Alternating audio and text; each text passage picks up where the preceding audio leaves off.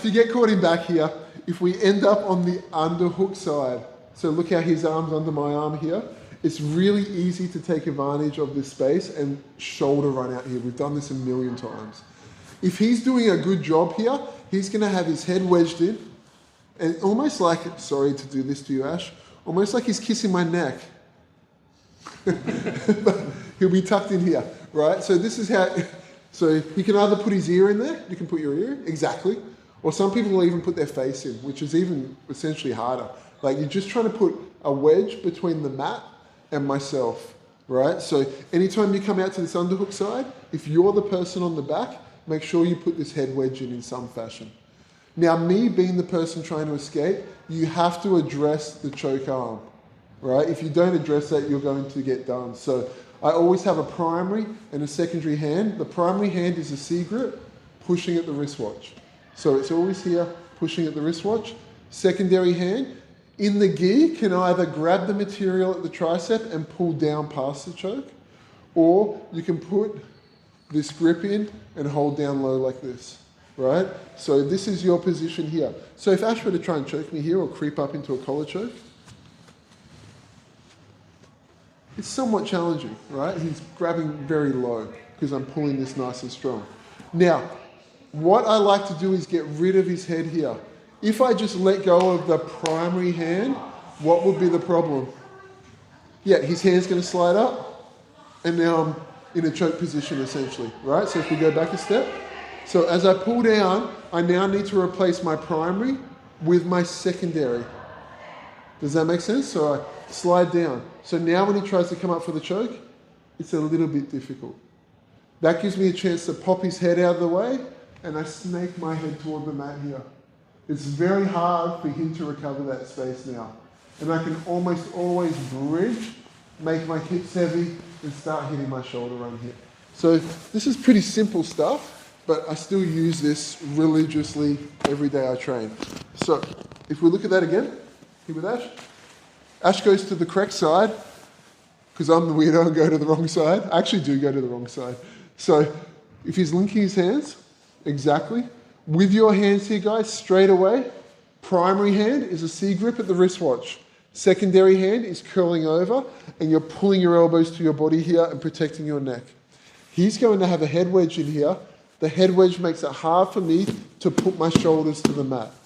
If I want to push this head wedge out, never just let go, because his hand is free to climb up and choke me. You must replace primary hand with secondary hand. Now if he tries to choke me, it's quite challenging. You bridge up onto him, and I give this a whack out of the way. So I push it, and I take that space. So if he tries to put his head back in there, see how it's quite challenging? Now I just start shoulder running, and I have to be disciplined in the shoulder run. Keep your shoulders going. Once I get to this position here, I personally always put a wedge arm between he and I start pushing at the shin. I know he's going to try and come up, and this wedge will give me the ability to move into some kind of leg attacking configuration. We get taken to top side arm here. Now, we can do a similar thing if we can get this arm over our head, but it's pretty damn hard to get this arm over your head. But let's just look at that because it's good to know it. All right? So, I can no longer shoulder run. What's the problem? It's this arm, right? There is an arm blocking me from shoulder running out that way. So instead of going that way, I sink lower on their body. So I sink in kind of like a turtle retreating into a shell, right? So I sink in. Now, most of us have done this. Our hand's going to switch, so our secondary comes under, kind of like a hamburger grip, and we're trying to weave this over to the other side of our body. Once you get it here, I personally try and grab the tricep and keep it there. That makes it hard for him to come on top because he needs to pull his elbow toward the mat to come on top. And now it's just all the same things. Toes towards your bum, and we start wriggling out. About here I can let go. I know he's coming on top, so I get my wedge arm in. We keep wriggling, and then usually you're going to be able to move out into some kind of attacking position if things go well. So this is pretty old-fashioned, and I'll be honest, doing this is pretty damn hard. people when they're holding their seatbelt are like tight here. So I don't personally really go for this so much. Sometimes in no gi when you're slippery, but in the gi I don't go for this so much. But it's good to understand that this does live here, okay? So one more time, we get taken to top side. Remember, primary, secondary. Now I can't just shoulder run because I'm running into an arm, a barrier here. So instead of going up, I'm shrinking down like a turtle going into a shell. So my hand switches from top side to underside and I'm shrinking in. We're trying to weave this over. To hold this arm in place, you can do this, but I prefer to have one arm free so I can shoulder walk. So I just grab the tricep and that gives me this arm to start shoulder walking. Now I can get my wedges ready and we're moving and we can re-guard in some fashion. So Ash has taken me to this top side again. Every single time you land here, we've talked about this a few times now, primary, secondary arms, right? So primary defensive hand on the wristwatch, secondary. Now, I get this hook off by feeding it to my hand. Don't try and reach down like this. Number one, he could try and trap my arm and now I'm in a lot of trouble, right? So anytime you want to get this hook off, pull it up to your own face. So you just lift your leg up to your own face, you cup around their toe. I use this pretty much every time I train. So cup here and we get rid of it. Now as soon as you get rid of it, if you were to drop everything back out, you're just going to put the hook back in, right? So as soon as you get rid of this, you're keeping this closed, meaning like an elbow knee space here. So if he tries to throw it back in, it's quite challenging. Now straight away when I'm here, I'll go back to his arm. Now this is a little difference from before. This time I really do want to grab the material and pull it down as much as I physically can because he's going to try and chase my back later on. So I need to pull this down. I turn toward the mat using my toes and I start trying to use this foot to scoop off. Now right now, I don't have a good enough angle. I'd actually have to get like this so I can scoop under. Go back. If I can't scoop all the way under, sometimes I'll even turn my hip up like this. Can you see the difference there? So ideally, if I can turn in and get my shoelaces under, I can get rid of that hook. Sometimes if I can't, it's too short for me, I can't get the right angle, I just start turning up like this. See how it's starting to pop out? I'm putting all my hip weight on that bottom leg. Now we hop over. So regardless of which one you do, you hop over and you have to grab his collar as soon as you can. So this hand comes into the collar and grabs. No-gi, you can do this in no-gi too. You kind of grab the head here. So either, it's your choice. The collar's great because you can pull them under you. Now, if he stays on my back and tries to chase my back, I start pulling his elbow in toward me. The idea is I need to build my head above his body and we can move out the top. But that requires me to keep this elbow out this way.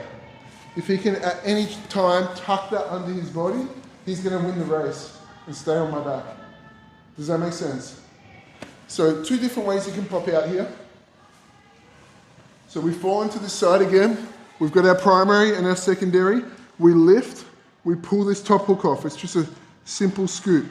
Now, if his leg's quite short here and I can't scoop it out, I can build more to my knees here. So hold me with a little bit of gusto. You can almost always build out like this, which means I can get my shoelaces behind and kill his leg. Now when I'm here, we just talked about this, try and grab as much of the lapel or the gi and pull down as much as you can. So if I start sliding out, it's kind of like a knee cut. Here, I'm on my knees and then I can grab his head or the lapel and he'll keep trying to chase my back. Go. I have to try and build my body or my head up over his body. I use this almost exclusively. This is kind of like the escape I always do now. It does have play, but it took me like ages. Greg does too. Do you want to see that again? There's a bit to it, right?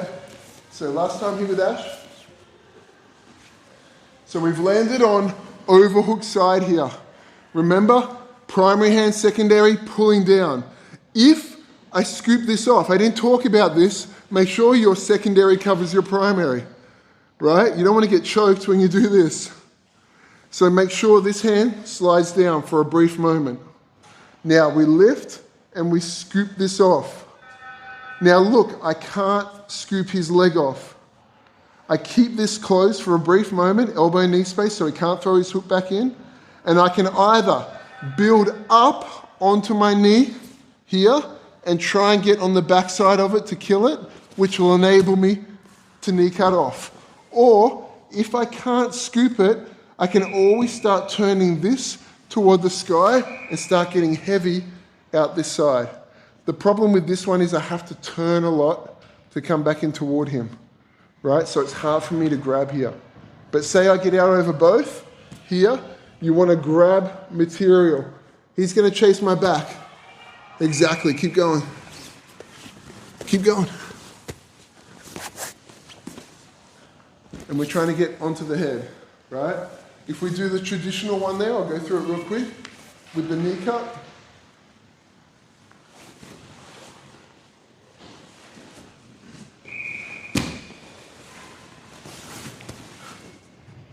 A lot of you guys are getting stuck here and they're putting like hooks behind your legs and stuff like that. He can't do that because I'm straight away turning like this. See how I'm pulling my knee back that way? Here. Now I should be able to get under and hook off. Once I hook off, we have all done this now, I come over like a knee cut and get out the side. Now once I'm here, straight away you can either grab the collar, I'll be honest, I probably do this more often, and I build my head over his. Now, if he's trying to chase my back here, he's getting a run on me, exactly. So I pull my head down, and now see it can come up through this little hole I make. So I go down, and then I start bringing it up through that little hole I make. And then I just drive laterally and start getting on top. So it's kind of like my head comes down, and I get through this little gap here. You don't want to be here and trying to get up and my own arm is stopping my head getting over his head. I kind of like drop and then come over. Does that make sense? It's a little detail, but it can help. Now, last thing. Just know that you can do this if you get stuck halfway. So if I'm here with Ash, he takes me over, I get this off here, and he goes to a high ball ride. Now I'm going to guess that Ash doesn't know what a high ball ride is. Yep, okay. So a high ball ride is a single hook back take. Exactly, yep, lock your feet. Where he's covering my hips here, right? So he's pinching his knees together, covering my top side hip. I prefer this. I love a high ball ride. Well, that's weird to say. I like this position, all right? I prefer this position. I feel like I have pretty good control here, and I can also get hooks behind the leg here. So some people like to get to this position to try and finish. It's just as bad sometimes. It's not on. The high ball ride is not on if my hip is not in. You can see I can move now. If he's holding my hip in, he's controlling my hips. I cannot move. Okay, so if we go back a step, all the same. Secondary, primary, we slide secondary down, I lift, I get off. If he locks his high ball ride right there, what I do is to get rid of it, remember you have to replace primary with secondary so you don't get choked, just give it a push, right? So get rid of it here and start turning. Now with this one, same thing, I'll lift my head and I'll try and poke him in the eye like I just did, and I'll grab the collar. Now once I'm here, I try and own his bottom knee. That's what's going to stop him from going round to my back. If I can get my knee over his knee here, try and go for my back now, and keep pulling his collar, go, take my back. I can slowly build up to the top here. It's ugly, it's grimy, I'm driving my head into him, but because I've swallowed his knee line, he doesn't have enough leg length to come around the back, unless maybe if he's Tom or somebody, right? So you're trying to take the knee. So last time here, if any time I get rid of this, so I slide my hand down here, and he locks his high ball ride straight away. Remember, keep this tight so he can't choke you. Pushing this off, and I start trying to turn out. This hand, I lift my head a bit, will come under and it'll just grab whatever material I can get. You can try and get the head, but it's usually too far away here. So I'll reach through and grab material. Now I have to take his knee line, so I have to try and get this knee over his knee. He'll try and take my back, go. I'm driving my shoulder in, building, building until I can get above him, head above his body.